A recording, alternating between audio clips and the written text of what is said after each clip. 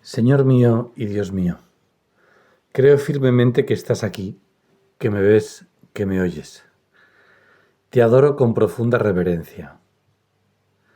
Te pido perdón de mis pecados y gracia para hacer con fruto este rato de oración. Madre mía Inmaculada, San José, mi Padre y Señor, Ángel de mi guarda, interceded por mí.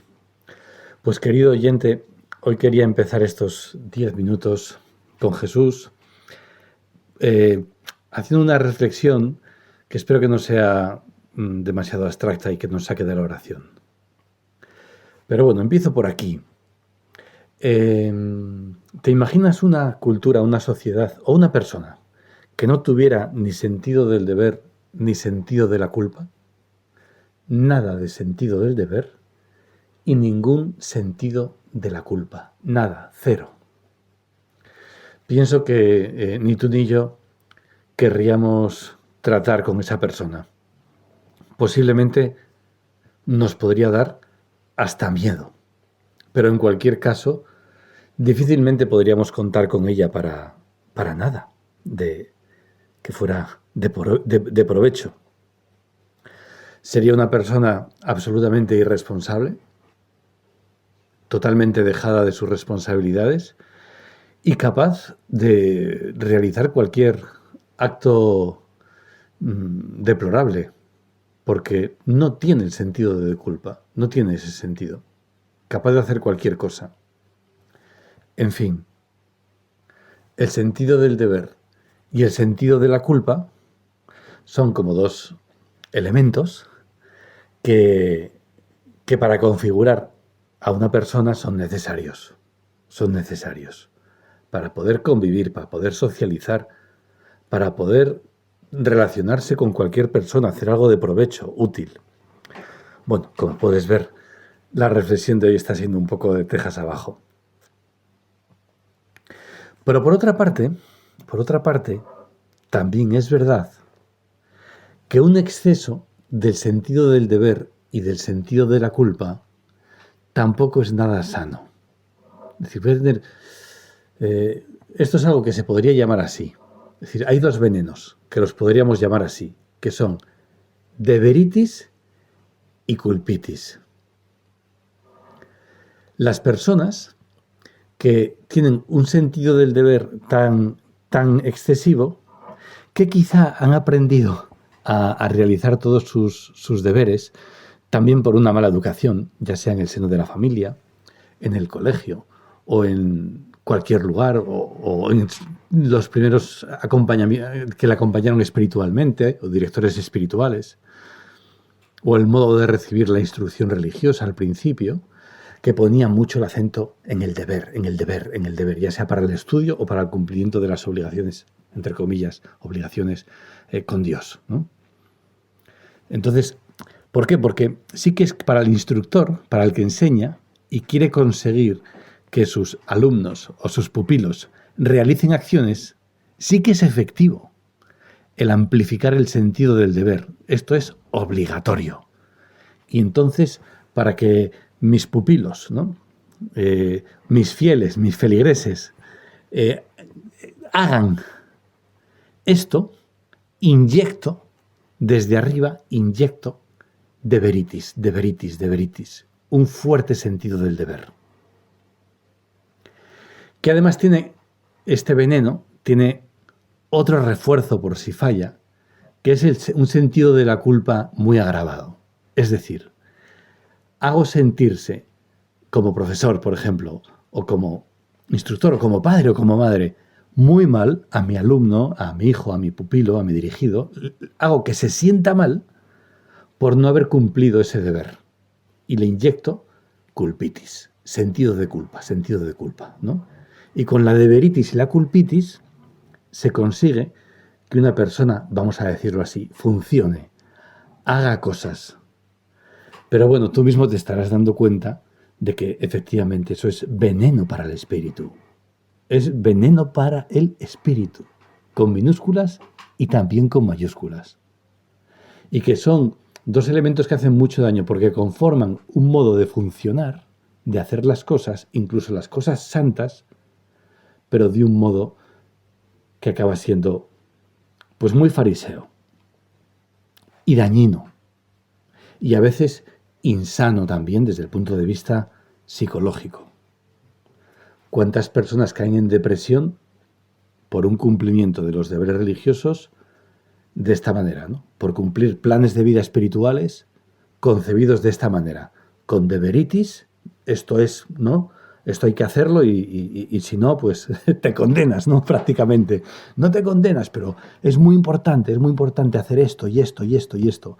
Y si no, pues confiésate de ello, confiésate. Y te meten ahí el sentido de la culpa. Deberitis culpitis, deberitis culpitis. Pues Espíritu Santo, te pido por favor que liberes a la Iglesia de estos dos venenos, que liberes a todos los cristianos, ibi spiritus, ibi libertas, dice San Pablo, donde está el Espíritu de Dios, allí hay libertad. La deberitis y la culpitis es justo lo contrario de obrar con la libertad de los hijos de Dios.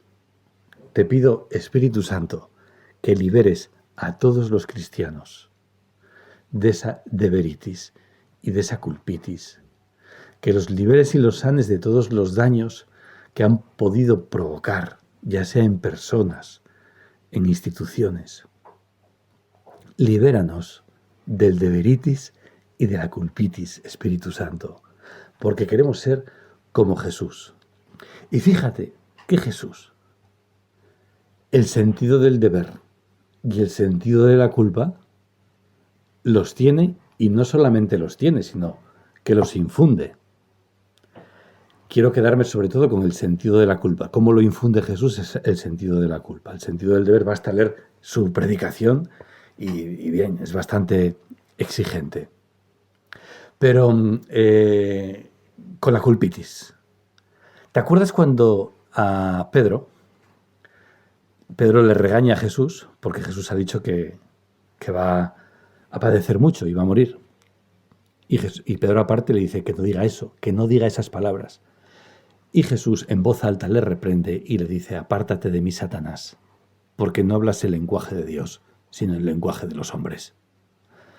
Son unas palabras muy duras y que sí que despiertan en Pedro indudablemente el sentido de la culpa. Lo despierta. ¿Para qué? Jesús le agita para que se dé cuenta de que no está hablando él, está hablando el demonio a través de él, Satanás. Por eso no dice apártate de mí, Pedro, sino apártate de mí, Satanás. Jesús está hablando realmente con la acción de Satanás a través de las palabras de Pedro. ¿Qué es lo que le pasa a Pedro? Nos pasa a nosotros, ¿eh? Los demonios hablan a través de nosotros cuando nos manifestamos con ira, cuando mentimos, cuando despreciamos. Nosotros somos hijos de la luz, somos hijos de Dios, y lo nuestro es decir cosas bellas. Bueno, pues Jesús despierta ese sentido de la culpa en Pedro, pero no es para que él se instale ahí, no es para que él se quede instalado en la culpa. Jesús utiliza la culpa como un estímulo para el crecimiento, para el cambio, pero no es un medio para que nos atormentemos nosotros a nosotros mismos. De hecho, a la mujer, aquella mujer sorprendida al flagrante adulterio, dice: vete y no peques más. Ya está. Por eso hay una cosa de la que tenemos que deshacernos. Y es lo que leo aquí, que lo he leído en un librito, la culpa después del hecho. Nos aferramos a nuestra culpa, muchas veces, a la culpa después del hecho. Una culpa que merodea cuando ya ha sido todo hecho y ya ha sido todo perdonado. Y está como ardiente y nos inmoviliza, incluso después de que hemos visto el perdón y el arrepentimiento, y a pesar de que hayamos hecho incluso la reparación por el pecado cometido, hay una culpa que nos domina después del acto de perdón y que es como un poco enfermiza, que no nos permite ser felices. Pues aferrarnos a esa culpa es un autocastigo, un martirio autoimpuesto, algo que nuestra sociedad y en nosotros muchas veces está más presente de lo que creemos. Es como una especie de masoquismo, pero no es virtud, no es virtud, es enfermedad. Es un obstáculo para la vida en el espíritu, la que nos enseña San Pablo, ibi spiritus, ibi libertas, donde está el Espíritu de Dios, allá hay libertad. Jesús no infunde, no quiere que sintamos la culpa para que nos atormentemos, como una especie de infierno en la tierra, de castigo en la tierra, sino para que despertemos, levantemos la mirada hacia Él y nos quedemos ya solo con Él y nos olvidemos ya de nosotros mismos, porque Él nos lo ha perdonado todo, absolutamente todo, y lo olvida. Gracias, Jesús, por ser tan bueno. Te doy gracias, Dios mío, por los buenos propósitos, afectos e inspiraciones que me has transmitido en este rato de oración, y te pido ayuda para ponerlos por obra. Madre mía, Inmaculada, San José, mi Padre y Señor, Ángel de mi guarda, interceded por mí.